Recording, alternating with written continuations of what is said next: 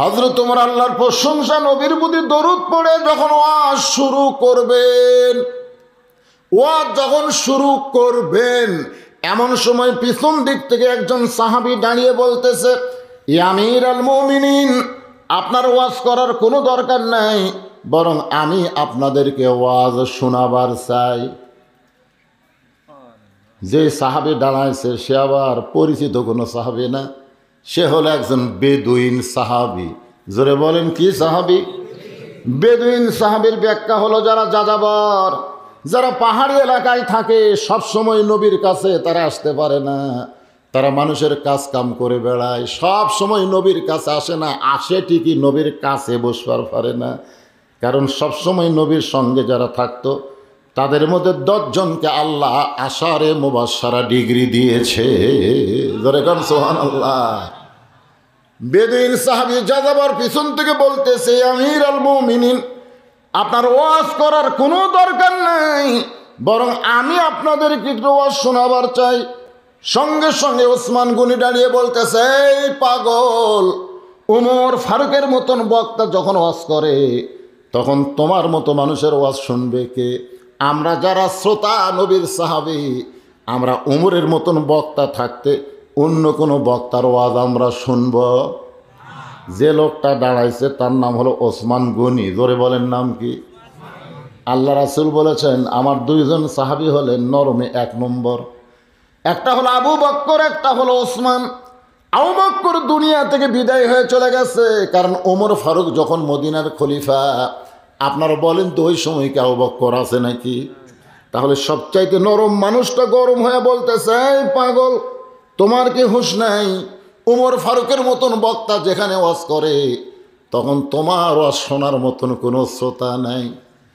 আপনাদের কে কোন দল করেন সেটা ভিন্ন কথা, কে কোন দল করেন সেটা ভিন্ন কথা, কিন্তু একটা কথা আমরা একমত হব যে এই বাংলাদেশে সাইদি সাহেবের চাইতে বড় কোনো বক্তা আছে? আপনি যাই দল করেন, আপনি কওমি করেন, আলিয়া করেন, জামাত করেন, আর যে যে দল করেন, এমনকি আওয়ামী লীগও যদি করেন, আপনারা বলেন তো সাইদি সাহেবের চাইতে বড় কোনো বক্তা বাংলাদেশে আছে? এ সবাই ধরে কোন আছে? কেউ যদি দেখবার নাও পারে, তারপরে সাইদি সাহেবের নাম শুনলে চলো যাই, ঠিক কিনা বলেন? মনে করেন আপনাকে বোঝানোর জন্য বলতেছি, যেখানে সাইদি সাহেব বসে ওয়াজ করতেছে আর আমি পিছন থেকে বলতেছি, হুজুর আপনার ওয়াজ আমরা শুনবো না, আমি একটু ওয়াজ করবো, আপনাকে শোনাবার চাই, আপনারা আমাকে চান্স দিবেন? তাহলে ওসমান গনি ঠিক করছে না ভুল করছে? কিন্তু হযরত ওমর আল্লাহর কোরআন থেকে তেলাওয়াত করলেন, আতিউল্লাহ ওয়া আতিউর রাসূল ওয়া উলিল আমরি মিনকুম, আল্লাহর আনুগত্য করো, নবীর অনুসরণ করো, আমি যে তোমাদের আমির, তোমরা কি আমাকে মানো? সমস্ত সাহাবী বলতেছে, 1 বার মানি, 100 বার মানি, 1000 বার মানি। ওমর ফারুক বলতেছেন, তাহলে আমি চেয়ারে বসে থাকার পরে ওসমান গনি তুমি কেমনে দাঁড়ালা, বরং তুমি বসো। ওসমান গনিকে হযরত ওমর বসায় দিয়া এইভাবে জোড়হাত করে ওমর ফারুক বলতেছেন, ভাই তুমি যখন ওয়াজ করবার চাও আমি ওমরের কোনো আপত্তি নাই। এখান থেকে কি প্রমাণ হলো, ওমর ফারুক যখন নবীর সাহাবী ছিলেন তখন 1 নম্বর গরম ছিলেন। 1 নম্বর গরম, রাস্তা দিয়ে যদি যায় শয়তানও 40 দিন যাইতে ভয় পায়। জোরে কান সুবহানাল্লাহ।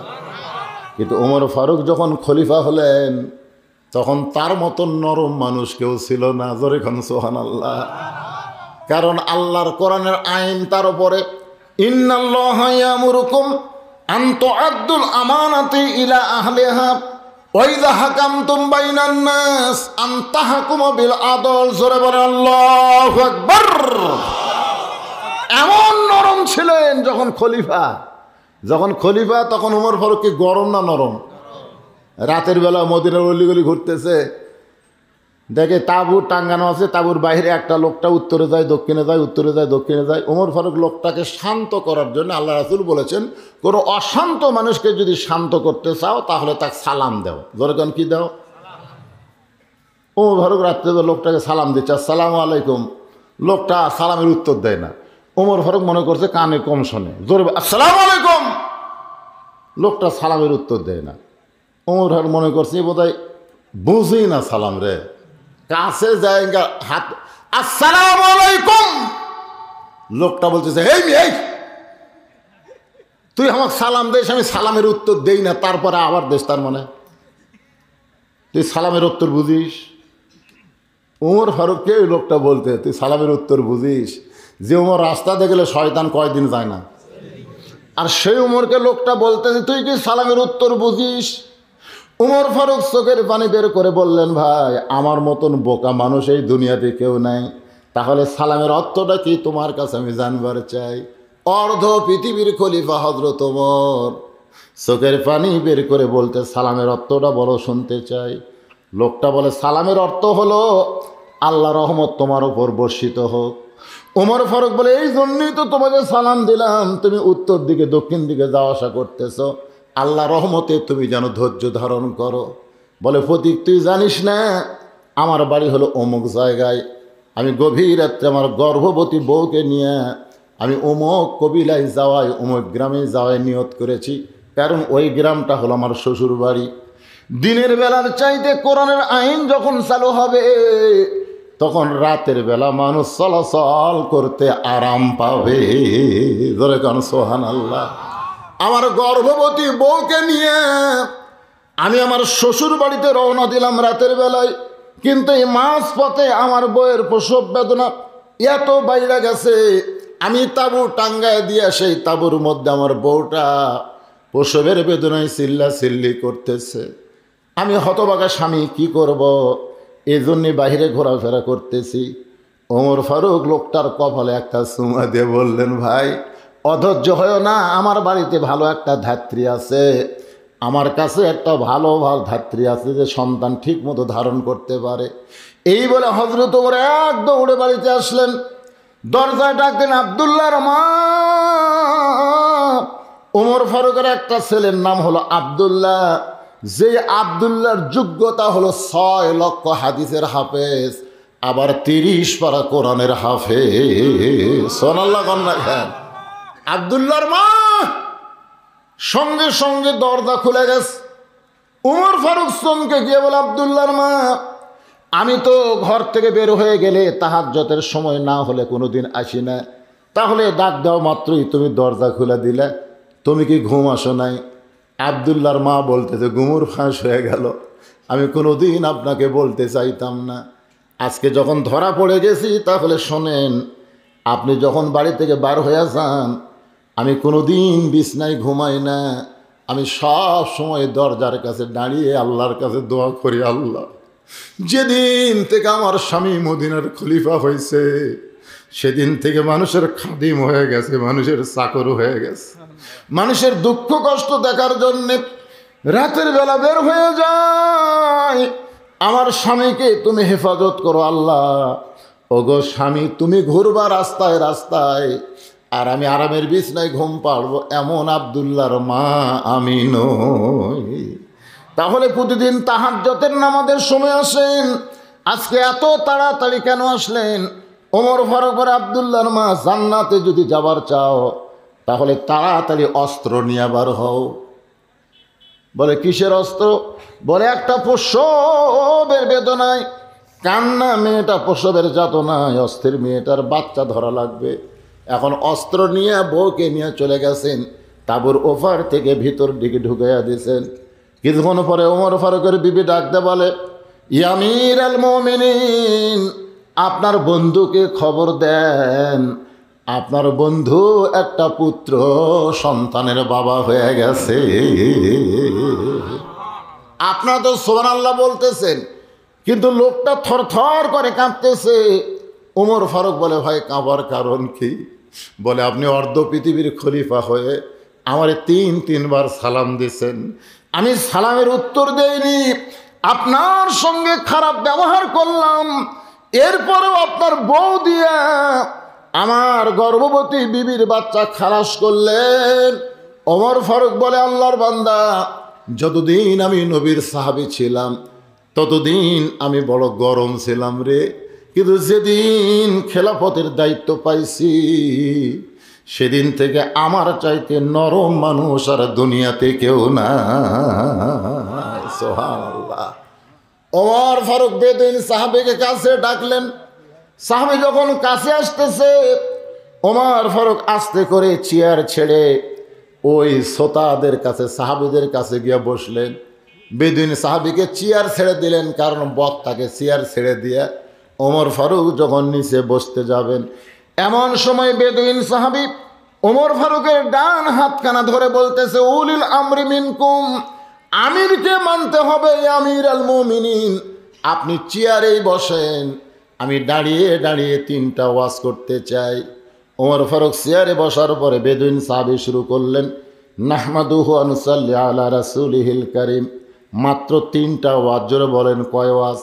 1 নম্বর ওয়াজ হলো আশহাদু মা লাম আরা, আমি না দেখা জিনিসের সাক্ষী বাড়ি। 2 নম্বর ওয়াজ হলো ইন্নী উহিব্বুল ফিতনা, আমি ফিতনাকে মহব্বত করি। আর 3 নম্বর ওয়াজ হলো ইকরাহুল হক, আমি হককে পছন্দ করি না। এই 3টা কথা যেই মাত্র কইছে, প্রত্যেকটা সাহাবী খালি রাগে গড় গড় গড় গড় করতেছে, রাগে খালি সকলের শরীর খালি থর থর করে কাঁপতেছে। ওমর ফারুকের রাগ উঠেছে, সিহারা রক্তের মতো লাল হয়ে গেছে, কিন্তু রাগটা কন্ট্রোল করে বললেন, ভাইজান তুমি যে 3টা ওয়াজ করলা, এই 3টা ওয়াজ মুসলমানের সামনে চলবে না। কারণ তুমি প্রথম ওয়াজ করেছ আমি না দেখা জিনিসের সাক্ষী মারি, না দেখা সাক্ষী দেওয়া যাবে না। তুমি 2 নম্বর ওয়াজ করেছ আমি ফিতনাকে মহব্বত করি, রাসূল বলেছে আল ফিতনা তো আসাদ্দু মিনাল কতল, আল ফিতনা তো আসাদ্দু মিনাল জিনা, ফিতনা হলো জিনা কতলের চাইতেও মারাত্মক গুনাহ। আর তুমি বলেছো ইকরাহুল হক, আমি হককে পছন্দ করি না। ওয়াতাওয়াসাউ বিল হক, আল্লাহ হকের দাওয়াতের কথা কোরআনে বলেছেন। তুমি ভুল ওয়াজ করেছো ভাই, তুমি ওয়াজ পাল্টাও, তুমি ওয়াজ পাল্টাও। ওমর ফারুক শরীর কিন্তু রাগ উঠে গেছে, তারপরেও খলিফা হওয়ার কারণে বলতেছেন ওয়াজ পাল্টাও। যদি ওয়াজ না পাল্টাও তাহলে জনগণ সাহাবী কিন্তু তোমাকে গণধোলাই দিবি। জোরে কোন কি ধোলাই? কারণ মুসলমানের সামনে সব ওয়াজ করা যাবে। আজকে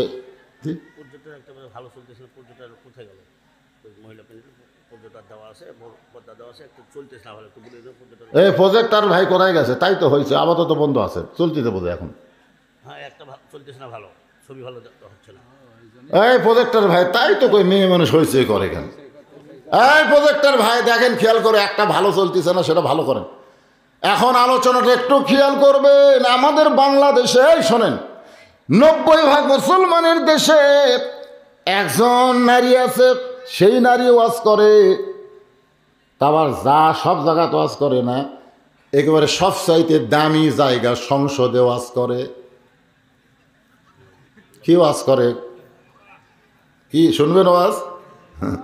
আগে করের মন আখেরের কাজ, ধ্যান যোগে হয় দিলের নামাজ, ও তোমার পাঞ্জে গানা নামাজ পড়া লাগবে না। ওরে শরীয়তের মৌলানা, চোখ 2টা করলা কানা, মনের পর্দা বড় পর্দা তোমরা খুঁজা পাইলা না, তেতুল হুজুর বুঝলো না। এই গান যখন সংসদে গাইছে তখন স্পিকার সাহেব কি বলছে? গান পাল্টাও। পাল্টাবার কাছে বরং স্পিকার বলেছে আর একটা গান গাও, আর একটা গান গাও। কারণ যেই নামাজ সম্পর্কে রাসূল বলেছেন লা সালাতা লা ঈমান, যার নামাজ নাই তার ঈমান নাই। যেই নামাজ সম্পর্কে রাসূল বলেছেন লা সালাতা লা দীন, যার নামাজ নাই তার কোনো ধর্ম নাই। যে নামাজ সম্পর্কে রাসূল বলেছেন বাইনাল আবদি ওয়াল কুফরি তরকুস সালাত, বান্দার কাফের মধ্যে পৃথক করার জিনিসটার নামই হলো নামাজ। আর মমতাজ কইল ধ্যানযোগ্য হয় দিলের নামাজ, ও তোমার পাঞ্জে গানা নামাজ পড়া লাগবে না। তাহলে পাঞ্জে গানা নামাজ কি আমরা পড়ি না আল্লাহ নবী পড়ছে? যেরকম আল্লাহ নবী পড়ে নাই, সাহাবীরা পড়ে নাই, তাহলে সবাই 5 ওয়াক্ত নামাজ পড়ি। আর এই মমতাজ এইরকম বাতিল একটা গান গাওয়ার পরে তার গান তো বন্ধ করে দেয়নি, বরং তাকে সংসদের এমপি বানাইয়া দিছে। 90% মুসলমানের দেশ। আর ওমর ফারুক যেই দেশের খলিফা, সেই দেশটা হলো এই বাংলাদেশের মতন 96টা দেশ। সুবহানাল্লাহ। পাল্টাও, ওমর ফারুক রাগ, কপাল ঘামে গেছে, পাল্টাও, তুমি যে 3টা ওয়াজ করছো এই ওয়াজ চলবে না, পাল্টাও। বেদুইন সাহাবী বলতেছে, আমির আল মুমিনিন, আমি যে 3টা ওয়াজ করেছি আর চাইতে ভালো ওয়াজ আর পৃথিবীতে নাই, কিন্তু আপনারা বুঝবার পারেননি। যেই বলছে আমি যে 3টা ওয়াজ করছি, ওয়াজ করছে কয়টা? এর চাইতে ভালো ওয়াজ আর পৃথিবীতে নাই, আপনারা বুঝবার পারেননি। সাহাবীরা বলতেছে, আমির আল মুমিনিন, আমরা এতগুলো সাহাবী, আপনি খলিফা, আমি একটা যাযাবর পাহাড়ের গুহার মধ্যে থাকে, আর এই ওয়াজ করলো আমরা বলে বুঝবার পারিনি। আপনি পাল্টাবার করলেও পাল্টানো না, বরং উল্টো কথা কয় আমরা বুঝবার পারিনি। ওমর ফারুক দেখলেন যে হারে সাহাবী খেপে গেছে, এক ছাড়িয়ে দিলে তো। ওমর ফারুক লোকটাকে জেলখানায় বন্দি করলেন। আজও বাংলাদেশের সরকার উচিত হলো মমতাজকে সংসদের এমপি না বানায়া এই বাজে গানের জন্য জেলখানাত বন্দি করা দরকার। আজকে যারা কোরআনের হক কথা বলে তাদেরকে জেলখানায় বন্দি করছে, আর যারা কোরআন হাদিসের বিরুদ্ধে কয়, ওরে শরীয়তের মৌলানা আমাকে বলতেছে, চোখ 2টা করলা কানা, কোরআন হলো 90 পারা, তোমরা খুঁজে পাইলা না। কোরআন কয় পারা? ধরে কোন কোরআন কয় পারা? এই মমতাজ 90% মুসলমানের দেশে কোরআনকে 90 পারা কইছে, তারপরেও তাকে জেলের মধ্যে বন্দি করা হয় নাই, বরং তারপরে তাকে উচ্চ আসন দিয়ে সংসদে রাখা হয়েছে। আর হযরত ওমর বেদুইন সাহাবী 3টা ওয়াজ করেছে, তারপরও বলতেছে এর চাইতে ভালো ওয়াজ পৃথিবীতে নাই। সাহাবীদের রোষানল থেকে বাঁচানোর জন্যে তাকে জেলখানায় বন্দি করলেন। এশার নামাজ পড়ে হযরত ওমর বাড়িতে গেলেন। মনটা বড় খারাপ, মনটা বড় খারাপ। সাহাবীদের সামনে ওয়াজ করতে চেয়েছিলেন, সে ওয়াজটাও তো করা হলো না। আবার যে বেটা ওয়াজ করলো এমন একটা বাজে ওয়াজ করলো, রোষানলে পড়ে তাকে জেলখানায় বন্দি করা হলো। মনটা খারাপ করে বাড়িতে গেলেন। এশার নামাজ না পড়ে হযরত ওমর রাতের খাওয়া কোনোদিন খান না। সুবহানাল্লাহ। আপনারাও নিয়ত করবেন, আমরা রাতের খাওয়া খাবো এশার নামাজের আগে না পরে। আমরা দুপুরের খাওয়া খাবো জোহরের নামাজের আগে না পরে। সবাই নিয়ত করেন, এই 2টা খাওয়া 2 নামাজের পরে খাবেন, নামাজের মধ্যে মজা পাবেন। এই যে এশার আগে যারা খাচ্ছে সমানে খালি মারতে যায়।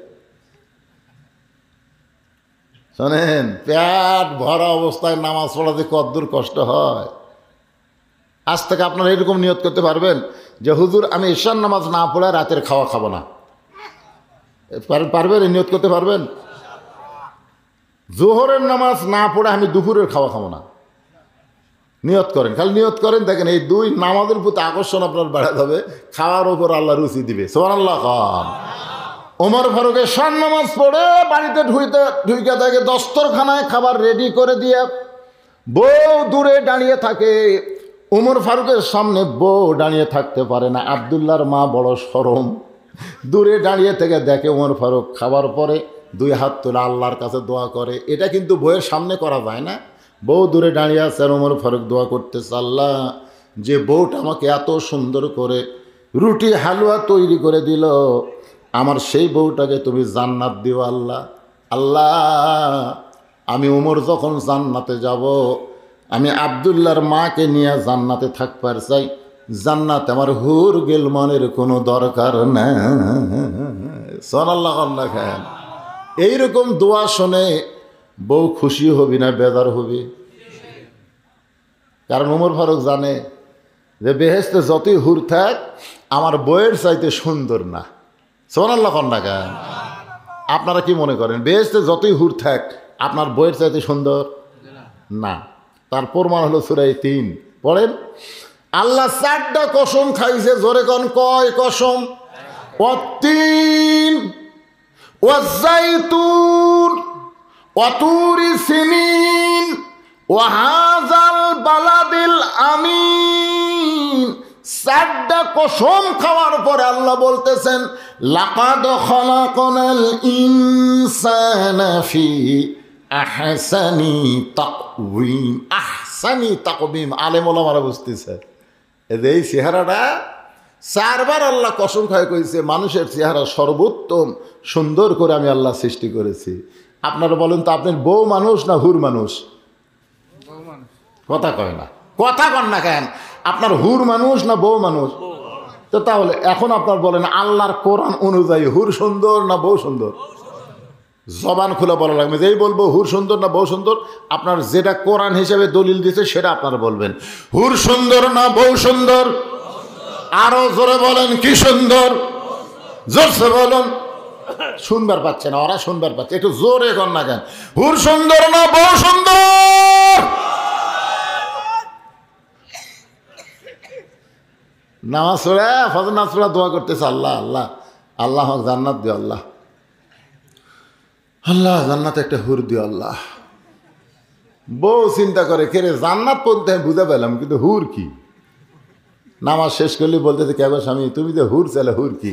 বলে হুর হলো সুন্দরী, তোর মতন বেয়া চাহিদা না। দুনিয়াতে ঠকছি ঠকছি, মরার পরে আর ঠকবো না, এই জন্য জান্নাত আল্লাহ হুর, আল্লাহ তাআলা আমাকে হুর দেয়। বউ চিন্তা করে, কারেন্ট গেলে আমি পাঁকা হাঁকাই, ওর ফাটা পাওয়াত আমি ভেজলিন দিয়ে দেই, ওর সামনে 3 বেলা আমি খাবার বেড়া দেই, লবণ কম হলে সেই গরম হয়, তেল বেশি হলে ওরে বাবারে খাবার চায় না। আর যে হুর ওর কোনো খেদমতি করে না, ওই তাকি চায়, তাহলে হামাক চায় না, তা আমি খামাকে আর ধান্দাত। পরদিন ফজর নামাজ পড়ে বউ দোয়া করতেছে, আল্লাহ জান্নাত দিও, আল্লাহ জান্নাত একটা হুরে দিও। স্বামী বলে, কে রে বিবি হুরা কি? বলে হুরার মতন সুন্দর, হুরা একটা সুন্দর যুবক, তোমার মতন পা ফাটা না। আপনারা বলেন তো ফেতনা বাড়বে না কমবে? এই জন্যে জান্নাতের হুরের কোনো চিন্তা নাই, আমার চিন্তা হলো আমার বউটা যদি জান্নাতি হয়। আল্লাহ রাসূল বলেছেন, তোমার বউ যখন জান্নাতি হবে তখন জান্নাতি হুরের চাইতেও তোমার বউয়ের চেহারা আল্লাহ কোটি গুণ সুন্দরী বানায়া তোমার বউটাকে জান্নাতের হুরের নেত্রী বানায়া দিবে।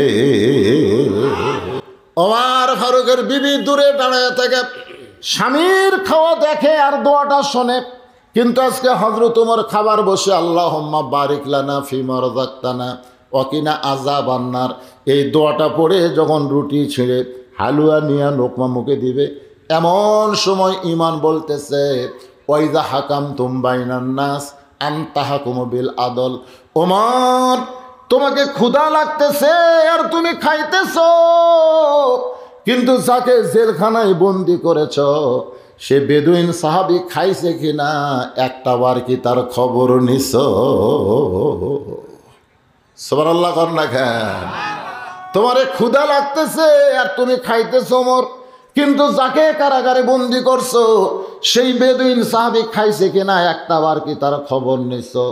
সঙ্গে সঙ্গে হযরত ওমর ইমানের দাবিতে নিজের রুটি আর হালুয়া টোপলা করে যখন বের হয়ে যায়, ওমর ফারুকের বিবি চমকে গেল। যেই স্বামী খায়া আমার জন্য দোয়া করে আর সেই স্বামী না খায়া টোপলা নিয়ে কোথায় গেল?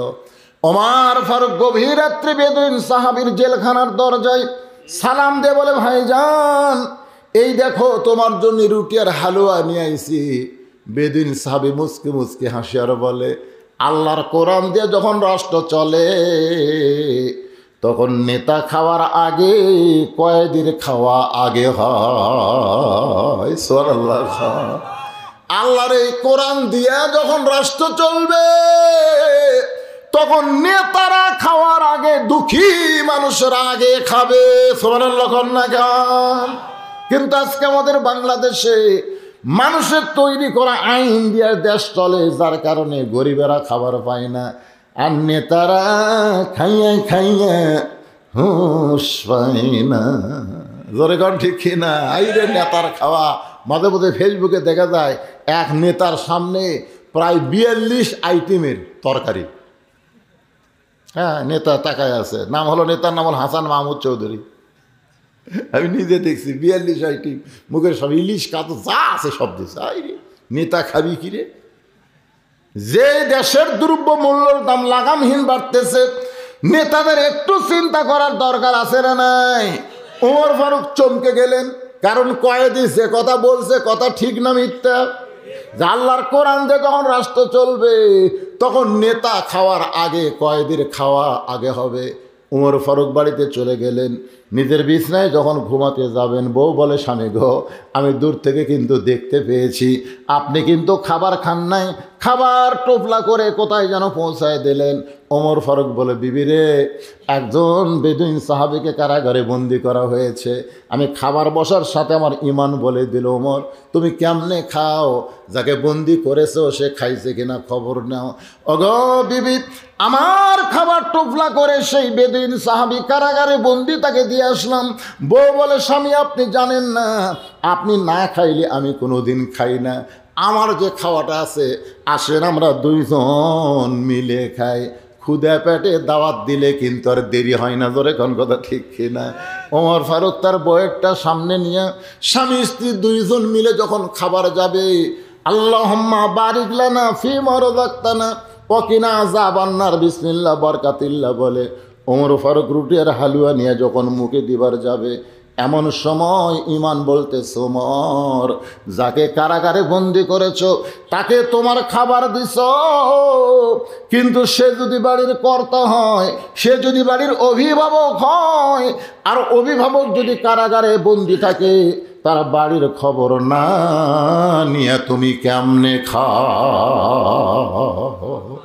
ওয়াইদা হাকামতুম বাইনান নাস আনতাহকুমু বিল আদল। আল্লাহু আকবার। ওমর ফারুকের হাত থেকে রুটি পড়ে গেল, হালুয়ার জায়গা হালুয়া। বউ বলে, স্বামী গো, আপনি কি খাবেন না? আমার খাবার আপনি দুইজন মিলে খাবার চায়, কিন্তু সেই খাবার খাইতে গিয়ে আপনি কেন হাতটা থরথর করে কাঁপতেছে? ওমর বলে, বিবি রে, যাকে কারাগারে বন্দি করেছি তার কাছে আমার খাবার পৌঁছায় দিলাম, কিন্তু তোমার খাবার যখন খাইতে যায় তখন আমার ইমান বলতেছে সে যদি বাড়ির কর্তা হয়, আর বাড়ির কর্তা যদি কারাগারে বন্দি থাকে, তার বাড়ির খবর না নিয়ে তুমি কেমনে খাও? বিবি রে, আজকের আমার খাওয়ার হবে না, বরং তুমি খাও, আমি না খাইয়া ঘুম পাড়তে চাই। বউটা মুচকে হাসি দিয়ে স্বামীর কপালে চুম্বন দিয়ে বলে, স্বামী গো, আপনি কি মনে করেছেন আমি খাবো আর আপনি খাবেন না? হবে না, বরং আমার খাওয়া টোপলা করে আপনার হাতে দিয়ে দিলাম। যাকে বন্দি করেছেন তার বাড়িতে এই খাবার পৌঁছায়া দেন। লিল্লাহে তাকবীর। গভীর রাত্রে হযরত ওমর নিজে না খাইয়া, বিবি না খাইয়া, ওই খাবার টোপলা নিয়ে পাহাড়ি এলাকায় বেদুইন সাহাবীর বাড়ির দিকে রওনা দিলেন। বাজান, পাহাড়ি এলাকায় কোন জায়গায় থাকে সেই বেদুইন সাহাবী? ওই জায়গা হযরত ওমর খুঁজে খুঁজে দেখে বাড়ির দরজায় একটা ছোট্ট বাচ্চা বাবা বাবা বলে কাঁদতেছে। একটা ছোট্ট বাচ্চা, কিতাবের মধ্যে লেখছে বয়স হলো মাত্র 7 বছর। জোরে কোন কয় বছর? 7 বছরের একটা ছোট্ট বাচ্চা বাবা বাবা বলে কাঁদতেছে আর বলতেছে, বাবা সকালবেলা বাড়ি থেকে বের হয়ে গেলেন, সন্ধ্যা ঘনিয়ে রাত হয়ে গেল, এখনো পর্যন্ত আপনি কেন বাড়িতে আসেন না? বাবা গো, আপনি কি জানেন না আপনি ছাড়া আমি ঘুমাই না, আপনি ছাড়া আমি খাই না, বাবা এত রাত হয়ে যায়, আপনি কেন আসেন না? ওমর ফারুক বুঝতে পারলেন যাকে কারাগারে বন্দি করেছি এটা তারই সন্তান হবে। বাবার আদর নিয়ে হযরত ওমর ছেলেটার হাত ধরে বুকের মধ্যে জাপটে ধরে বললেন, বাবা আজকে তোর বাবা হয়তো আসতে পারবে না, কোনো কাজে হয়তো আটকে গেছে, আমি তোমার বাবা হইয়া এই যে খাবার আনছে এই খাবারটা তুমি খাও। ছোট্ট ছেলে বলে, পথিক তুমি কি আল্লাহর কোরআন পড়ো না? জোরে গান সুবহানাল্লাহ। 7 বছরের একটা ছেলে ওমর ফারুককে বলে, পথিক তুমি কি আল্লাহর কোরআন পড়ো না? আল্লাহ কোরআনের মধ্যে বলেছেন, ওয়াকাযা রাব্বুকা আল্লা তা'বুদু ইল্লা ইয়াহু ওয়া বিল ওয়ালিদাইনি ইহসানান। রে দুনিয়ার সন্তানেরা, আল্লাহর ইবাদতের পরেই তোমাদের 2 নম্বর দায়িত্ব হলো বাপ মার প্রতি ইহসান করা, দয়া করা, ভক্তি করা। আমার কলিজার মধ্যে আমার বাবা ছাড়া অন্য কারো জায়গা নাই। তুমি যতই বাবার দরদ দিবার চাও, আমি তোমার দরদ গ্রহণ করব না। জোরে কর না সুবহানাল্লাহ। তুমি আমার বাবা হয়ে আমাকে দয়া করবা, কিন্তু আমার এই কলিজার মধ্যে আমার বাবা ছাড়া অন্য কারো জায়গা, জোরে কোন অন্য কারো জায়গা আর আমাদের কলিজার মধ্যে সেই রকম গরু কিনছে রে, 1.5 লাখ টাকার গরু, গলাত মালা দিয়া।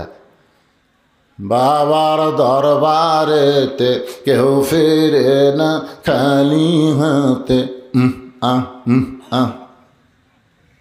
নিজের বাপের সামনে দিয়ে যায়, কতগুলা বান্দর আছে, নিজের বাপের সামনে দিয়ে যায়, শ্বশুরও সালাম দেয়, আসসালামু আলাইকুম আব্বা, কেমন আছেন আব্বা, আম্মা কেমন আছে, চলেন আব্বা চা খাই।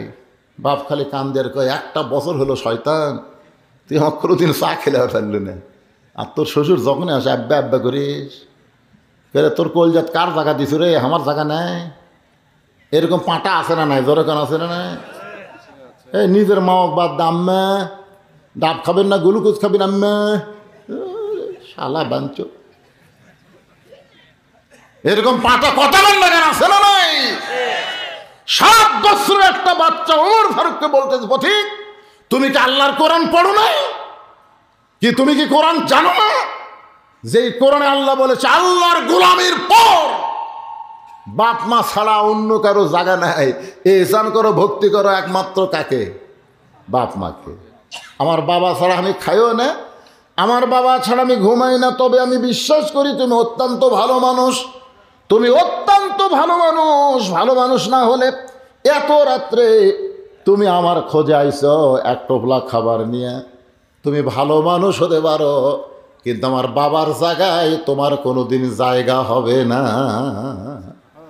সঙ্গে সঙ্গে হযরত ওমর ওই 7 বছরের বাচ্চাকে কাঁধে তুলে নিলেন। অর্ধ পৃথিবীর খলিফা কত নরম মানুষ দেখেন, 7 বছরের বাচ্চাকে কাঁধে করে নিয়ে আসলেন ওই বেদুইন সাহাবী যে জেলখানায় বন্দি, ওই জেলখানার দরজায়। ওই দেখো তোমার বাবা ঘরের মধ্যে বন্দি আছে। ছেলেকে নামায় দিয়া ওমর ফারুক শট করে খুব তাড়াতাড়ি সরে গেলেন। একটু সরে গিয়ে শুনতেছেন দেখি ছেলে বাবার সম্পর্ক কি হয়, বাবা ছেলের সম্পর্ক একটু দেখার দরকার আছে না নাই? ওমর ফারুক একটু সরে গিয়া শুনতেছে, ছেলে দরজাত গিয়ে বলতেছে, বাবা সকালবেলা বাড়ির থেকে বার হতো, সন্ধ্যার সময় তুমি বাড়ির যাও, তুমি বাড়ির না গেলে আমি খাই না ঘুমাই না, তুমি জানো না? বাপ বলতেছে, আমি তো যাবার চাই, কিন্তু আমাকে যে বন্দি করছে। সঙ্গে সঙ্গে ছেলে চিল্লায় বলে, বাবা কে তোমাকে জেলখানায় বন্দি করছে? একবার খালি নাম কও, আমি তার সাইজ কর্ম, খালি নাম কও। ওমর ফারুক দূর থেকে শুনতেছে আর হাসতেছে। এটাই হলো আসল সন্তান, সুবহানাল্লাহ। এরাই হলো আসল বাপ। কে তোমাকে বন্দি করছে আব্বা? খালি কোন নাম কম। কে তোমাকে ভাত খাবার দেয়নি আব্বা? পান্তা দিছে। মানে ওর বাপ আসলে গরম ভাত দেয়, আর শ্বশুরও পান্তা দেয়, পান্তা, শ্বশুর পান্তা। এরকম বউ আছে না নাই? কথা কোন আছে না নাই? কে দিছে আব্বা তোমার পান্তা? কে দিছে? নাম কো। যদি কয় তোর বউ দিছে, 2 তালাক, 3 তালাক। আমার শ্বশুরক দিবি 14 আইটেমের তরকারি, আর আমার বাপক দিবি 22টা বিস্কুট। কথা কন কে দিছে? কে 22টা বিস্কুট কে দিছে? তো সেই বউ থোয়া যাবি? খালি বলতেছে, আব্বা খালি নাম কও, তোমাকে জেলখানাত কে বন্দি করছে? খালি নাম কও, আমি তাকে সাইজ করবো। বাবার নাম কও। বাবা কাছে ডেকে বলতে চাই, চিল্লা চিল্লি করিস কেন? তুই কি জানিস তোর বাবাকে কে জেলখানায় বন্দি করছে? বলে খালি নাম কও, জানবারই তো চাচ্ছি।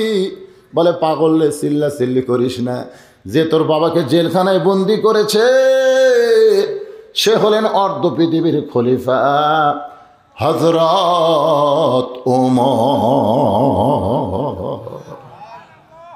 যেই কইছে সঙ্গে সঙ্গে ছেলেটা জেলখানার দরজাত বসে পড়েছে। জেলখানার দরজাত বসে পড়ে বলতেছে, বাবা তুমি মারাত্মক অন্যায় করেছো, বাবা তুমি মারাত্মক অন্যায় করেছো।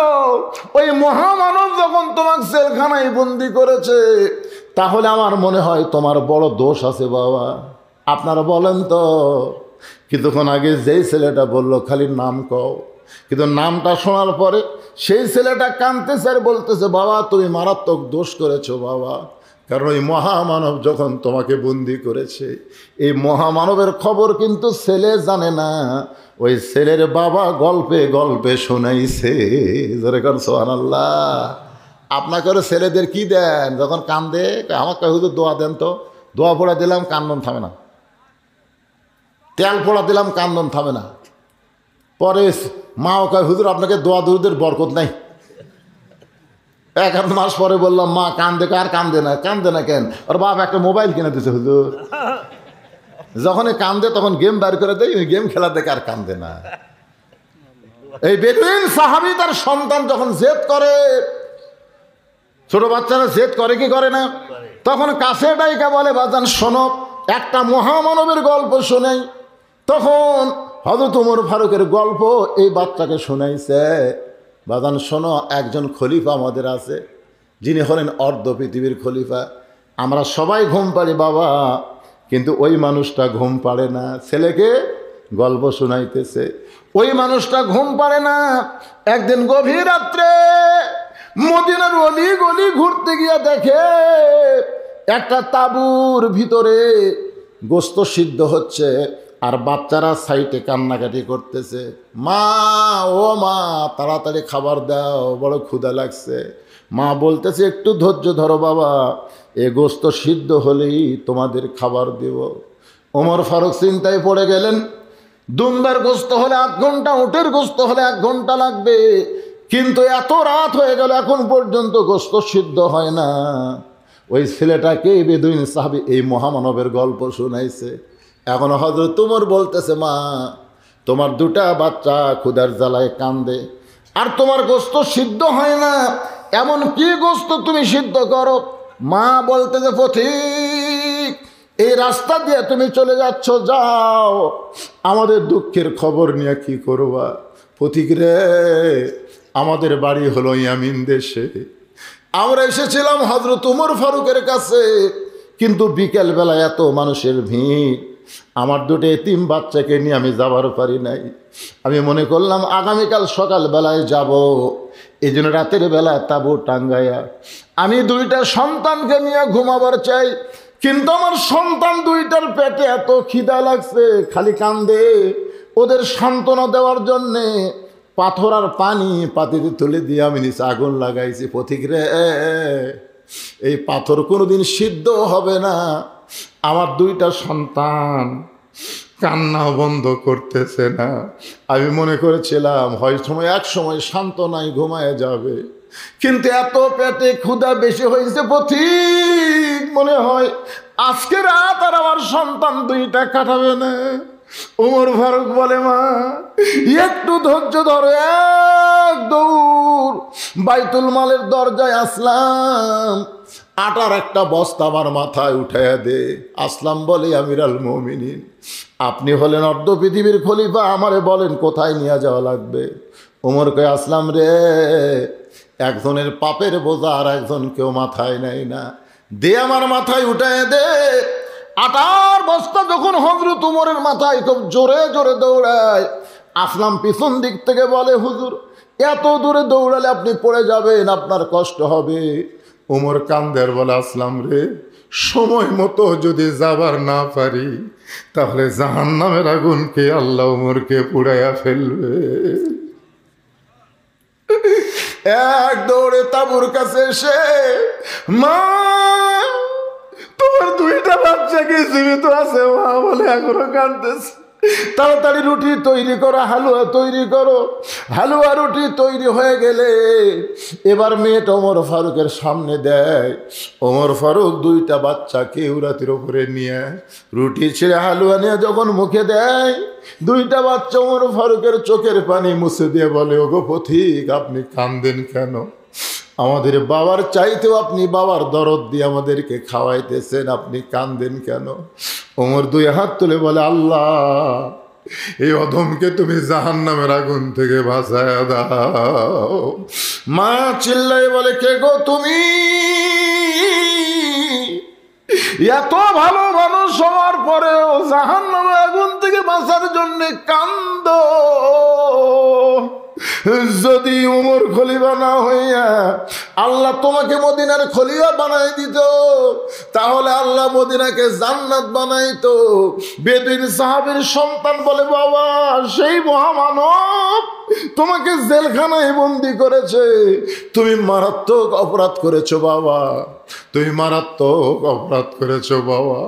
বাবা গো, ওমর ফারুক কোথায় থাকে আমাকে একটু বলো গো বাবা, আমি 7 বছর সন্তান তার কাছে যাব, তার পা ধরে হলো আমার বাবাকে জেলখানা থেকে আমি মুক্ত করব। বেদুইন সাহাবী ছেলেটাকে কাছে ডাক দেয়, বলে বেটারে, ওমর ফারুকের পা ধরলে জেলখানা থেকে তোর বাপকে বাঁচাতে পারবে না। কারণ ওমর ফারুক ডিগ্রি কেন পাইছে জানিস? হক আর বাতিল কোনোদিন একত্র করে না। কুল জাল হক ওয়া যাহাকাল বাতিল ইন্নাল বাতিলা কানা যাহুকা। জোরে বলেন সুবহানাল্লাহ। ওমর ফারুকের কাছে গিয়ে লাভ নাই। তোর বাপকে যদি তুই জেলখানা থেকে বার করবার চাস, তাহলে শিক্ষামন্ত্রী হযরত আলীর কাছে যা। সুবহানাল্লাহ কবেন না? কারণ শিক্ষামন্ত্রী যদি এখন থাকতো, যখন আমি 3টা ওয়াজ করছি, যে 3টা ওয়াজের কারণে আমাকে জেলখানায় বন্দি হতে হয়েছে, ওই সময় যদি খালি শিক্ষামন্ত্রী থাকতো তাহলে আমাকে জেলখানায় বন্দি হওয়া লাগতো না। কিন্তু ওই সময় শিক্ষামন্ত্রী ছিল না, যার কারণে আমার অবস্থায়। যদি জেলখানা থেকে আমাকে বার করবার চাস, তাহলে শিক্ষামন্ত্রী হযরত আলীর কাছে যা। আল্লাহ নবী যখন মদিনার খলিফা, তখন আলীকে নবী শিক্ষামন্ত্রীর দায়িত্ব দিয়েছিলেন। সুবহানাল্লাহ। আবু বকর রাদিয়াল্লাহু যখন মদিনার খলিফা, তখন ওই আলীকেই শিক্ষামন্ত্রীর দায়িত্ব দিয়েছে। সুবহানাল্লাহ। আর হযরত উমর যখন মদিনার খলিফা, ওই আলীকেই শিক্ষামন্ত্রী। কারণ আনা মাদিনাতুল ইলমে ওয়া আলীউ বাবুহা। রাসূল বলেছেন, আমি হলাম ইলমের শহর, আলী হচ্ছে তার দরওয়াজা। সুবহানাল্লাহ। তাহলে শিক্ষামন্ত্রী বোঝেন, এই শিক্ষামন্ত্রী বোঝে। আজকে বাংলাদেশের শিক্ষামন্ত্রী কি নাম কি কন? কথা কয় না। এই যে মাদ্রাসার শিক্ষা যে আছে, এই যে হাফেজি মাদ্রাসা যে আপনারা শিখতেছে, আপনাকে এতিম বাচ্চারা যে লেখাপড়া করতেছে, এই যে 6টার মাথার যে পাগড়ি দেওয়া হলো, বর্তমান শিক্ষামন্ত্রী এগুলো বোঝে? কথা কয় না, কথা কয়, এগুলো বোঝে? আল্লাহ রাসূল বলেছেন, খায়রুকুম মান তাআল্লামাল কুরআন ওয়া আল্লামাহ। ওই ব্যক্তি হলো পৃথিবীর সবচাইতে সম্মানী এবং দামি, যে আল্লাহর কোরআন শিখেছে এবং অপরকে কোরআনের শিক্ষা দেয়। এইটাই যদি শিক্ষামন্ত্রী না জানে, তাহলে কিসের শিক্ষামন্ত্রী রে? এরা শিক্ষামন্ত্রী কয়? আগডম বাগডম ঘোড়াডম সাজো, ঢাক ঢললম সাজর বাজো, এই মিথ্যা শিক্ষা দিয়ে মাস গেলে 50,000 টাকা গুনে এলে। আর জালিকাল কিতাবুল আরাইব হুদাল লিল মুত্তাকিন, এই সত্যি শিক্ষা তারা দিচ্ছে।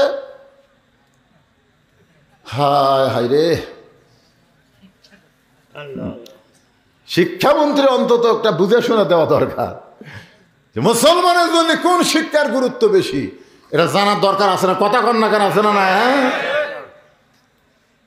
মা এসে বলতে যে হুজুর দোয়া করেন, এই বসে না, খালি খাড়া হয়ে পেশাব করে। বাথরুমত গেলে ওর মাও গোসল করাবার যায়, এই পেশাব করে বসতে, বসে না, ওটি খাড়া হয়ে মাকে, ওই বারেও খাড়া হয়ে পেশাব করে। আমাকে হুজুর দেখেন তো দোয়া দেখ বসন যায় কিনা। আচ্ছা আপনারা বলেন, যে ছেলে খাড়া হয়ে পেশাব করে, এক দোয়া দিয়ে বসন যাবি?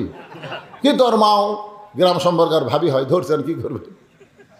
আমি কাঁচাটাকে আয়াতুল কুরসি পড়া মাথা থোক দিয়ে বললাম, কিন্তু বসিস না কেরা, পেশাব বসে করা লাগে পাগলা, কোন ক্লাসে পড়িস? ক্লাস 1-এ পড়িস। চাষা তো বসিস না কেন, তোর সার তো শিখাইনি। চাষা দেখি কয় প্রাইমারি পেশাবখানা যায়, দেখি আমার সব সারি খাড়া হয়ে পেশাব করে। ওই শিখিছে রে, প্রাইমারিতে শিখিছে যে খাড়া হয়ে মারা লাগবি, বসা লাগবি না। তো সারেরাই মারতিস, তুই কি করবি?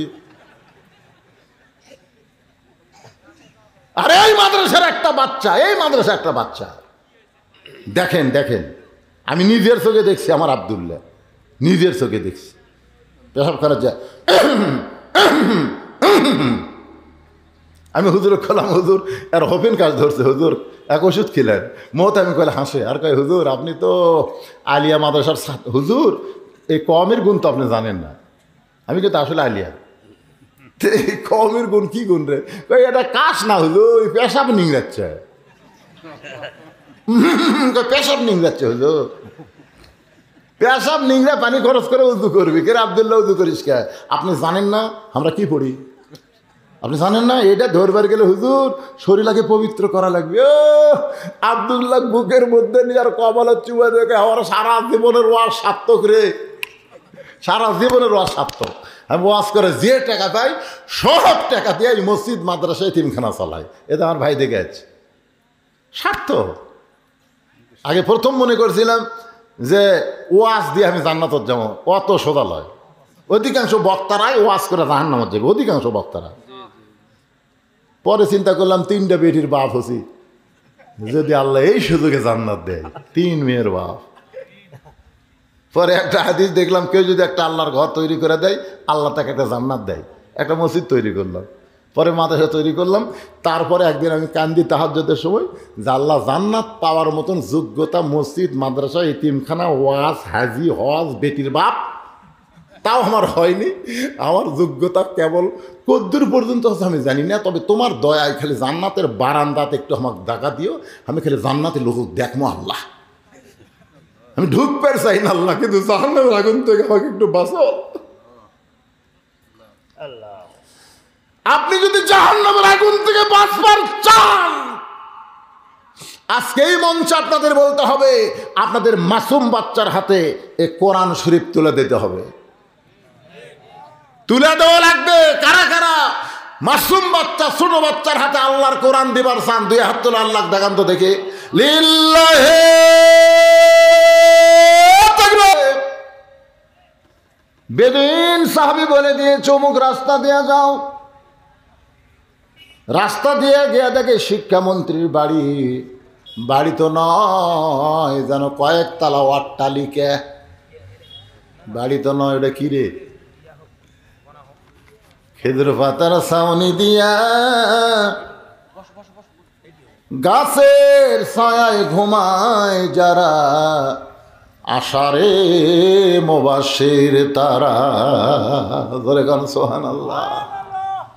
দুনিয়াতে তারা চায় নাই, এই দুনিয়াতে আল্লাহ তাদের জান্নাতের সার্টিফিকেট দান করেছে। তার মধ্যে 4 নম্বর ব্যক্তির নাম কি জানে না?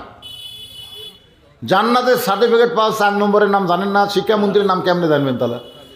1 নম্বর আবু বকর, 2 নম্বর উমর, 3 নম্বর ওসমান, 4 নম্বর আলী। একটা ছোট্ট কথা বলবো, সভাপতি সাহেবের বোন বেগম চিল্লাবাড়ি 10 কাঠা জমি মাদ্রাসা দান করলেন। লিল্লাহি তাকবীর। সভাপতি সাহেবের বোন নাম হলো বেগম চিল্লাবাড়ি, 10 কাঠা জমি দান করছে। জোরে গান মারহাবা। 10 কাঠা জমি কয় টাকা হবে?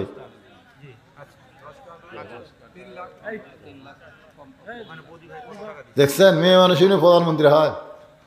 আমাদের ভাগ্য তার মরদ প্রধানমন্ত্রী নাই। একটা মেয়ে মানুষ 3 লাখ টাকার মতন জমি দান করলো, একটা মরদও পারলো না রে। ও পায় নাই রে, ও পায় নাই রে, বাংলার মানুষ ও পায় নাই। মেয়ে মানুষ সারা নেত্রী পাহাওয়ার উপায় নাই। এগুলো সব লেখেন, আর বলা যাবে না। ওয়াজ আদায় দুটো একসাথে হবি তাই। হ্যাঁ, কোন কে কি বদি কি দিল? ব্যবসায়িক বদি 1,500 টাকা নগদ দিছে, আবার 2 বস্তা সিমেন্ট করছে দান। আল্লাহ তার দান কবুল করেন। আল্লাহ নেক নিয়ত নেক আশা পরা করেন। আল্লাহুম্মা আমিন।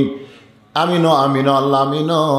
দানকারীর জন্য তোমরা জান্নাতেরও জামিনো। আদায় যে 2 রকম হয়, বুঝেন না? যে এসআর গাড়ি, তারপরে আপনার হানিফ গাড়ি, তারপরে যে সব ফতে আলী গাড়ি, এসি গাড়িগুলা, এই গাড়িগুলোর সব টিকিট কাউন্টারে হয়, কাউন্টারে টিকিট হয়। তো আজকে আবার একটা কাউন্টারে কাম সারছে, বুঝলেন না? ঘরের মধ্যেই কাম সারছে। আমি যখন আসি তখন থেকে হাই সেই হারে হচ্ছে।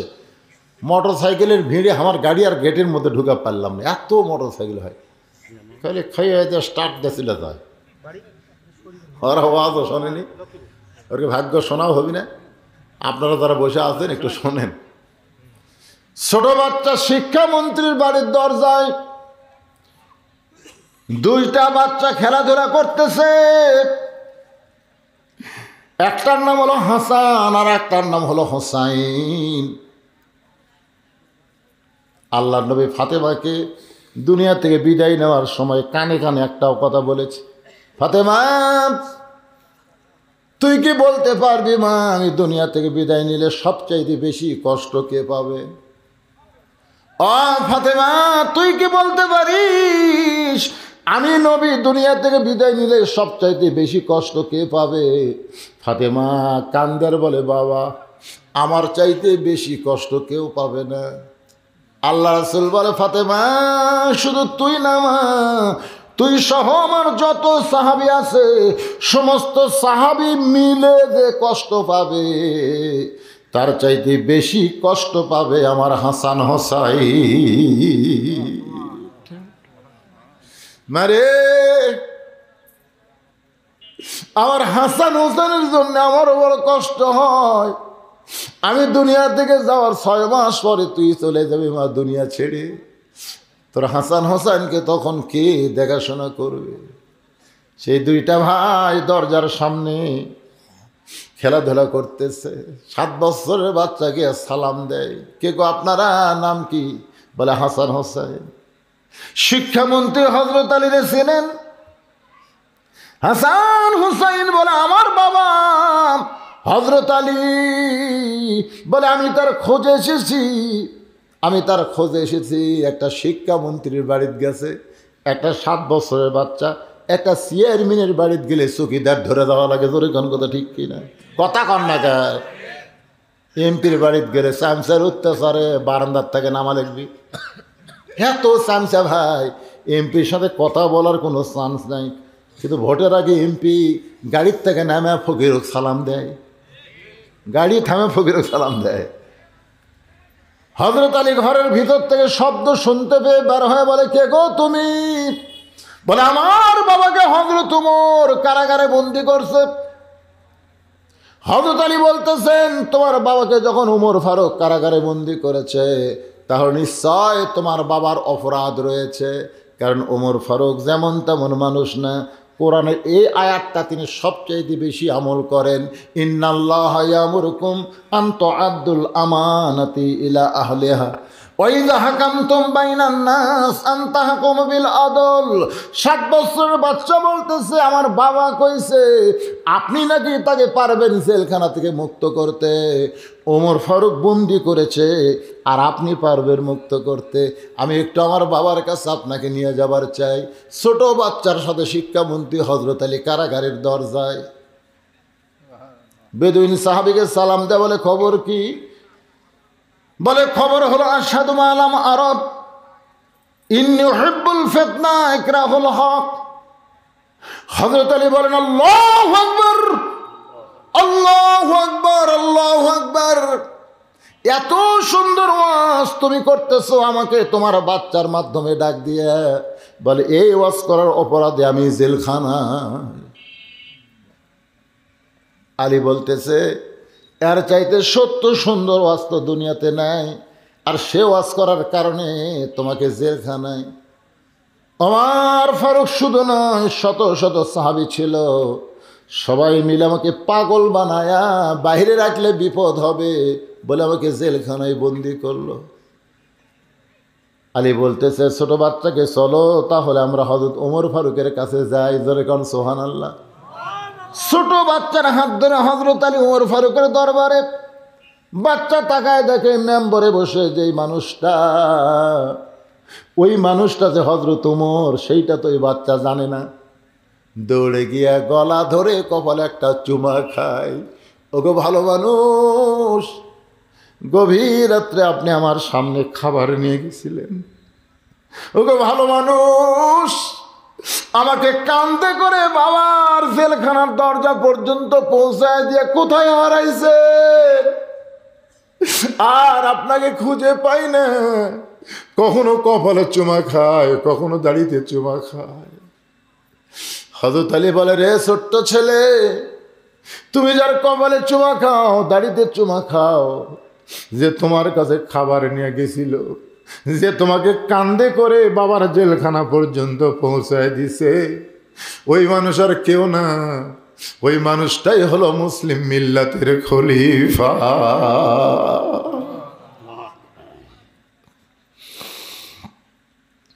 হযরত আলী বলতেছে,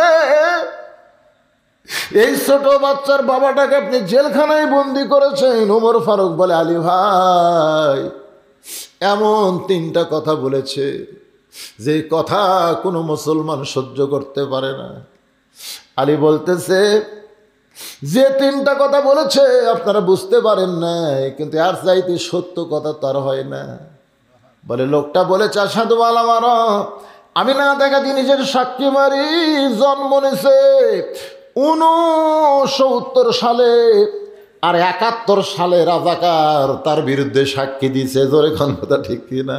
খোঁজলা দেখা গেল ওই যুদ্ধের সময় ওর বয়স হলো 2 বছর, আর ওই সাক্ষী দিছে নারী নির্যাতন করছে, মানুষ মনে করছে। এমন সাক্ষী আমাদের বাংলাদেশে আছে না? নাই। না দেখা সাক্ষী দেয়, না দেখা সাক্ষী দেওয়া কত বড় মুনাফিকি। বেদুইন সাহাবী বলেছে আশহাদু আলাম আরব, আমি না দেখা জিনিসের সাক্ষী দেই। হযরত আলী বলতেছেন, আপনিও দিচ্ছেন আমিও দিছি, গোটা বিশ্বের সমস্ত মুসলমান না দেখাই তো সাক্ষী দিছে আশহাদু আল্লাহ ইলাহা ইল্লাল্লাহু ওয়াহদাহু লা শারীকা লাহ। ও খলিফা, আপনি কি আল্লাহরে দেখছেন নাকি? বলে না। তাহলে এভাবে আঙ্গুল তুলে বলেন কেন আশহাদু আল্লাহ ইলাহা ইল্লাল্লাহ? তার মানে আমরা বুঝাই দিলাম যে আল্লাহরে দেখিনি সে আল্লাহর আমরা সাক্ষী দেই। আল্লাহ বলে, ফেরেশতারা যেই বান্দার আমাকে দেখলো না, আমাকে না দেখে আল্লাহ বলে সাক্ষী দিল, আমি আল্লাহ তাদেরকে আমার বলে গণ্য করে নিলাম। ফাদখুলি ফি ইবাদি ওয়াদখুলি জান্নাতি। ওমর ফারুক কান্দের বলে, আলী ভাই এত সুন্দর কথা কিন্তু আমরা কেউ বুঝতে পারি নাই। কিন্তু লোকটা বলল, ইন্নী উহিব্বুল ফিতনা, আমি ফিতনাকে মহব্বত করি। যে ফিতনা সম্পর্কে রাসূল বলেছেন, আল ফিতনাতু আশাদ্দু মিনাল কতল, আল ফিতনাতু আশাদ্দু মিনাল জিনা। এই ফিতনা কোনো দেশে না হলেও আমার বাংলাদেশে বেশি হয়। রমজান মাস আসবে, ফিতনা লাগবে, একদল বলবে 8 রাকাত, আর একদল বলবে 20 রাকাত। জোরে কোন কথা ঠিক কি না? ফিতনা আছে না নাই? ফিতনা হবে, ফিতনা লাগবে তারাবির নামাজ নিয়ে। এই যে ফিতনা লাগবে, বহু অনেক বিষয় আছে, এগুলো ফিতনা। ফিতনা কেন? আপনার মন চায় 8 রাকাত পড়েন, আপনি মন চাইলে 20 রাকাত পড়েন, অসুবিধা কি? নফল নামাজ, সুন্নত নামাজ যত বেশি পড়বেন আল্লাহ তত বেশি সওয়াব দিবে। জোরে কোন কথা ঠিক কি না? কিন্তু ব্যাঙ্গের মতন লাফালে চলবি না। এক মসজিদের ইমাম একেবারে এশা তারাবি বেতের সহ 8 ঘন্টা লাগায়, ওই মসজিদে মুসল্লি বেশি। আর এক মসজিদের ইমাম আমার বলতেছে, হুজুর আমার সব মুসল্লি ওই মসজিদে পার হয়ে গেছে হুজুর। হচ্ছে আমার 1 ঘন্টা লাগে, এই জন্য কেউ থাকে না। না, এই বুড়া ইমামের পেছনে থাকো না, যেটি গেলে তাড়াতাড়ি হয়। তো এই মুসল্লি করে একদিন টাকা বললাম, কে রে ভাই, তোমাকে ইমাম সাহেব যে সূরা ফাতিহা পড়ে তোমরা বুঝবার পারো? কীভাবে পড়ে? দললেন তো তোমরা বুঝবার পারছো? না হুজুর আমরা শুনবার পাচ্ছি তবু। পাগলা, এত জোরে সূরা ফাতিহা বলিছে, আর 2 কান্দের ফেরেশতাও পর্যন্ত লেখেনি, খালি কলম খাড়া করে আছে। আল্লাহ কয়, কে রে ফেরেশতা লেখিস না কে? ফেরেশতাকে আল্লাহ ফাতিহার নামে যে কী করলো আমরা তো বুঝবারই পারলো না, খালি গড় গড় গড় গড় গড় করলো। ওয়াইজা কুরিয়াল কোরআনু ফাসতামিউ লাহু ওয়া আনসিতু লাআল্লাকুম তুরহামুন। এত ফোর্সে নামাজ পড়া লাগবে? তারাবি মানে কি তাড়াতাড়ি? কথা কন, তারাবি মানে কি তাড়াতাড়ি? তারাবি শব্দের অর্থ হচ্ছে আরামের সাথে, আরামের সাথে। মন যদি চায় 8 রাকাত পড়ার পর বিশ্রাম করেন, চা খান, পান খান, মুড়ি খান, বিশ্রাম করে আবার 8 রাকাত পড়েন, আবার 8 রাকাত পড়ার পরে আবার চা খান, আবার যদি মন চায় পান খান, পানি খান, খেয়ে বিশ্রাম করেন, তারপর আবার 4 রাকাত পড়া বেতের পড়েন। এইরকম হলো তারাবি রোজার মাস, সারা মাসই হলো রহমত মাগফিরাত নাজাতের মাস। সোনাল্লাহ কন না কেন? তো এত ঘুমের লাগবি কে, এত ঘুমের লাগবি কে রে পাগলা?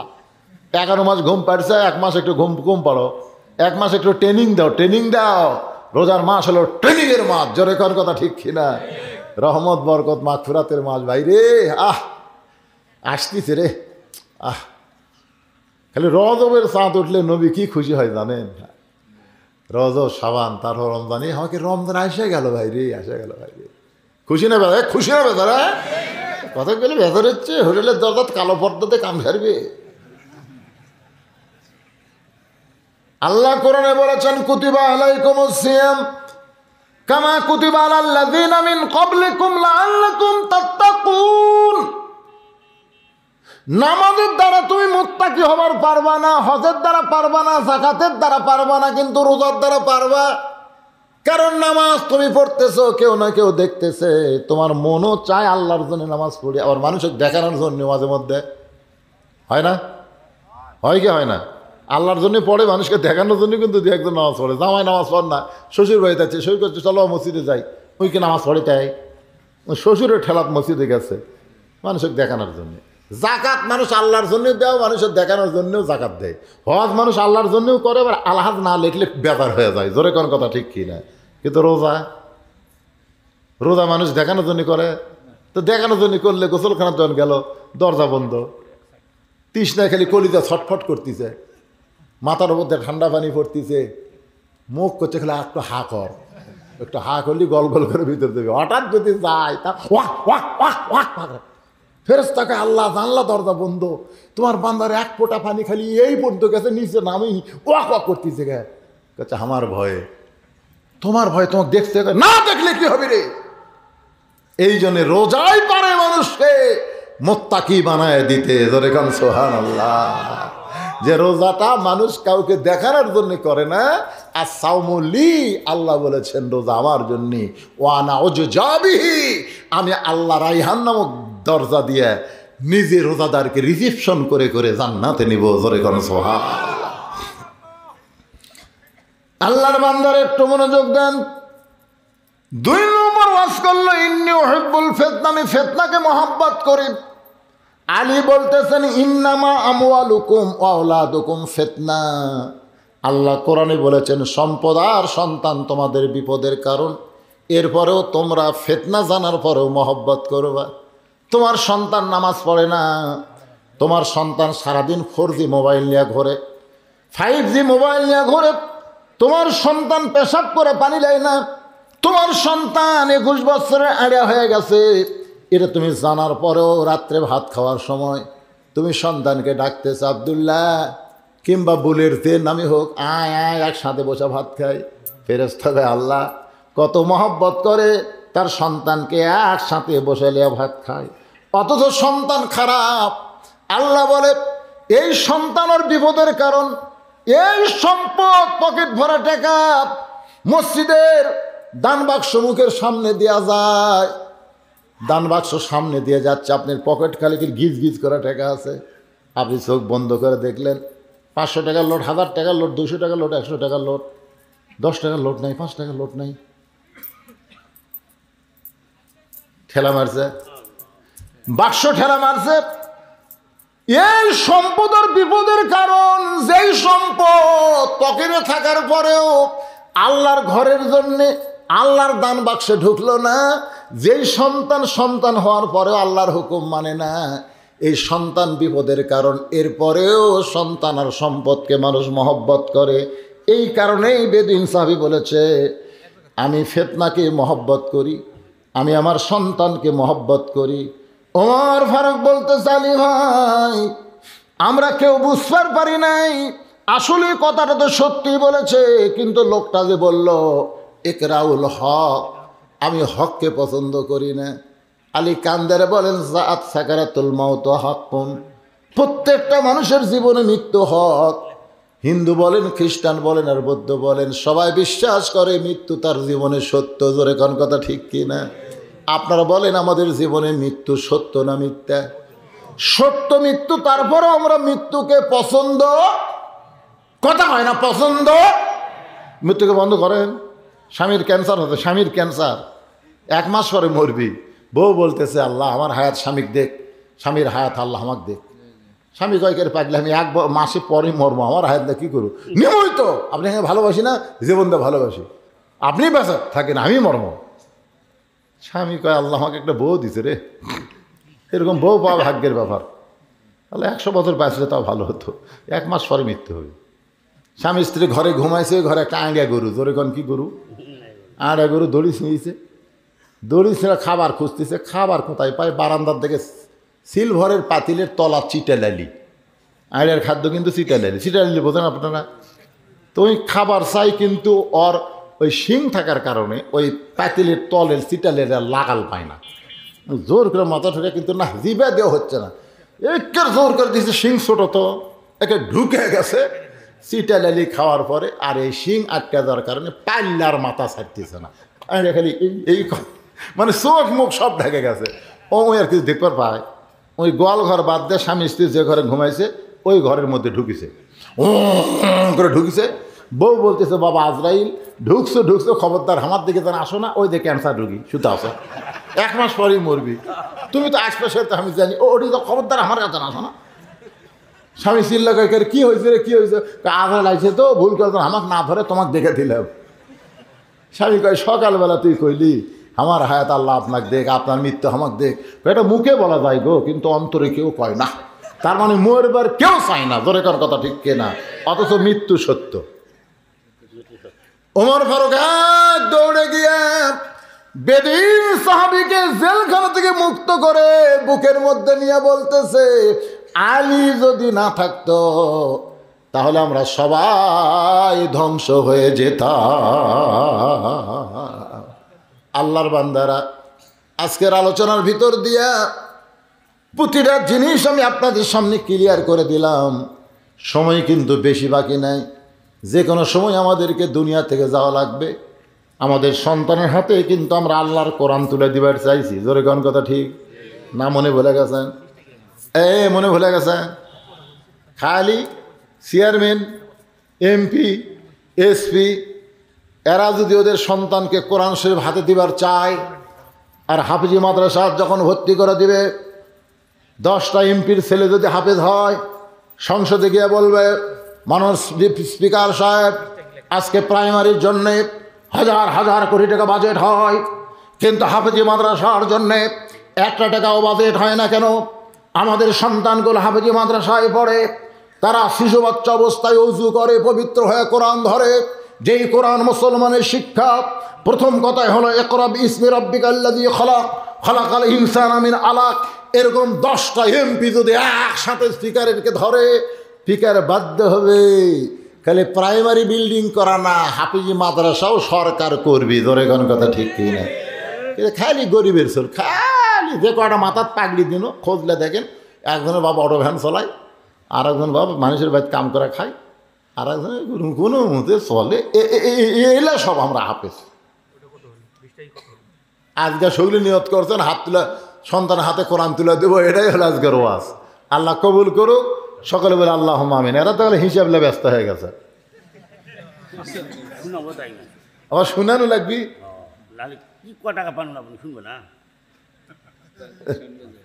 ওই যে খিলাফ আছেন সেটাও শোনাবে, ওটাও শোনাবে, শুনে না শেষ আমার মনে করে দেবো। হ্যাঁ কখন শেষ হলো? ধান্দা উন্নতি করতেছিলেন। এমন একটা মাহফিল হবে, বাড়ির যা ফজরের নামাজ জামাতের সঙ্গে আদায় করা লাগবে, তোর কোন ঠিক কিনা? তুলে দিস আমাকে এসার পর আলহামদুলিল্লাহ ভালো নেই, কিসের বেশি রাত করে কি হয়? সবাই ইস্তেগফার। ভাই কেউ ওটা বসা করবেন না ভাই, সবাই বসেন। এনারা চাচ্ছে যে কত টাকা মাদ্রাসাতে আপনারা দিলেন, কি আয় হলো? 6টা পাগড়ি তো দেখলেন, এটাই সবচেয়ে বড় আয়। মাদ্রাসার সবচাইতে বড় আয় 6 জন ছেলে 30 পারা কোরআন হাফেজ হয়ে গেছে, আপনারা দেখলেন, এটাই সবচেয়ে বড় আয়। টাকা পয়সা আপনারা যা দান করেন, সে টাকা দিয়ে কী ফসল তৈরি হচ্ছে এটা। এই কয়টা লোক কথা শুনলো না, ওঠেন কেন? এখন দোয়া হবে তো। হ্যাঁ, ইস্তেগফার, আস্তাগফিরুল্লাহ রাব্বি মিন কুল্লি যামবি ওয়া আতুবু ইলাইহি। লা হাওলা ওয়ালা কুওয়াতা ইল্লা বিল্লাহিল আলিয়্যিল আযীম। আল্লাহুম্মা সাল্লি আলা সাইয়্যিদিনা শাফিঈনা নাবিয়িনা মাওলানা মুহাম্মদ ওয়া আলা আলিহি ওয়া সাহবিহি ওয়া বারাক ওয়া সাল্লিম। লা নোটেন ওটা কোন মাইক ধরেন এখন শোনাবো। হ্যাঁ, দোয়ার পর আচ্ছা ঠিক আছে। আল্লাহুম্মা আমিন। আল্লাহুম্মা আনতাস সালাম ওয়া মিনকাস সালাম তাবারাকতা ইয়া যাল জালালি ওয়াল ইকরাম। আয় আল্লাহ তাআলা, যে হারে মেয়র পড়তেছে টপ টপ করে, সেই মাগরিবের নামাজের পর থেকে এত রাত পর্যন্ত তোমার পাগল বান্দা বান্দিরা আরামের বাড়ি ঘুমকে বাদ দিয়া কোরআন হাদিসের মহব্বত করি যার মধ্যে নিয়ে এই জান্নাতের বাগানে বসে বসে কোরআন হাদিস আলোচনা শোনার শেষে আমি গুনাহগারের সঙ্গে রহমতের দরজায় ফকির হয়ে দোখানা হাত তুলেছি। মেহেরবানি করে আজকের এই মাহফিল আমাদের সকলের হেদায়েতের জন্যে, নাজাতের জন্যে, জান্নাতের জন্যে কবুল করে নাও। এই মাহফিলের শুরু থেকে শেষ পর্যন্ত যত আলোচনা হয়েছে আল্লাহ, এর মধ্যে যদি ত্রুটি হয়, ভুল হয়, মাফ করে দাও। রেজা হাদিয়া মঞ্জুর করো। সোনার মদিনায় নবী পাকের রওজা মুবারকে আল্লাহ তুমি কবুল করো। তামাম আম্বিয়ায়ে কেরাম, আসহাবে কেরাম, তাবিঈন কেরাম, তাবিঈন কেরাম, তামাম পৃথিবীর মাটির নিচে যত মুমিন মুমিনা আছে আল্লাহ সকলের ওয়াফরে হাদিয়া কবুল করো। আল্লাহ আমরা যারা হাত তুলেছি, আমাদের জনম দুঃখনী মা,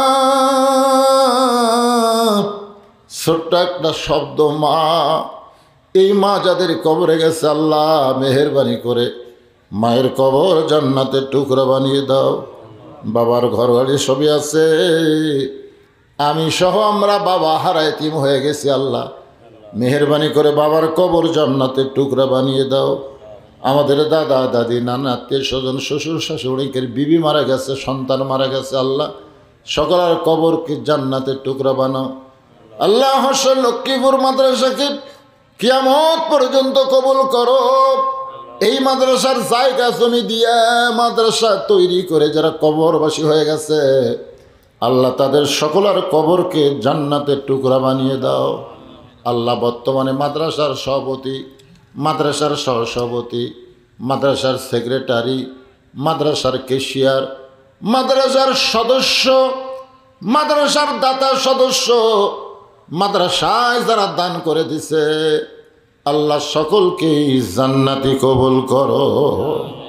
আজকের মাহফিলের সম্মানিত সভাপতি একজন 500 টাকা নগদ 10 মণ ধান দিল, আর একজন সভাপতির বিবি মারা গেছে 10,000 টাকা দান করেছে। আল্লাহ তার বিবির কবর জান্নাতের টুকরা বানাও। আল্লাহ প্রধান অতিথি দান করেছে, বিশেষ অতিথি দান করেছে আলেম ওলামা, হাফেজ কারীম, মুয়াজ্জিন, হাদিস সাহেব, মুরব্বী, যুবক, কচিকাঁচা, পর্দার অন্তরালের মা বোনেরা সবাইকে আল্লাহ কবুল করে নাও। মাদ্রাসার মহতামি ভাই, আমার ওখানে যাওয়ার সময় মোটর সাইকেল অ্যাক্সিডেন্ট করে তারা হাতটা ক্ষতিগ্রস্ত হয়ে গেছে, এখন পর্যন্ত হাতটা পুরোপুরি ভালো হয়নি। আমার ভাইজানের জন্য দোয়া করে আল্লাহ পুরোপুরি সুস্থ করে দাও। আল্লাহ তার বরকতি হাতে মাদ্রাসার আরও বরকত বাড়ায় দাও। মাদ্রাসার ওস্তাদ, মাদ্রাসার তালবে ইলম যে 6 জনের মাথায় পাগড়ি দেওয়া হলো, হক্কারে হাফেজ আলেম কবুল করো। আল্লাহ এলাকার মানুষের প্রতি রহম করো।